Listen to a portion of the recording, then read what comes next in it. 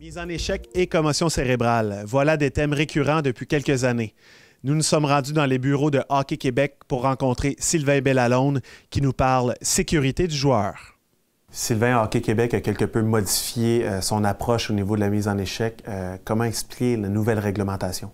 En fait, je voudrais dire que dès juin 2014, il y a déjà une réflexion qui s'est amorcée lors de l'Assemblée générale annuelle de Hockey Québec, où l'ensemble des dirigeants de la province, finalement, ont mis sur la table, comme réflexion durant presque 7 à 8 mois, tout le volet mise en échec corporel au niveau Bantam 2C, Bantam 2B et Midget 2B.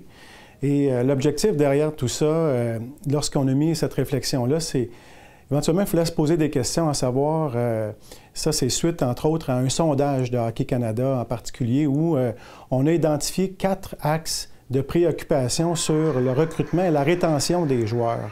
Et il y a un des volets qui est la sécurité, qui nous a amené à dire, bon, bien écoutez, quelles questions qu'on peut se poser par rapport à la mise en échec corporelle, aussi vis-à-vis des commotions cérébrales.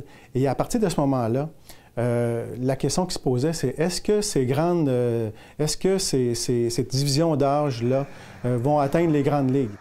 Je vous dirais, conjugué à tout ça, le fait que les commotions cérébrales, c'est devenu, je vous dirais, à travers les quelques années passées, là, moi, je fais toujours allusion à Sidney Crosby, parce que je pense qu'à partir du moment où Sidney Crosby a eu ses commotions cérébrales et que ça a pris naturellement une ampleur assez importante, ça a comme sensibilisé l'ensemble des gens à ce niveau-là, de faire en sorte que nos jeunes puissent évoluer peut-être dans un contexte peut-être plus sécuritaire.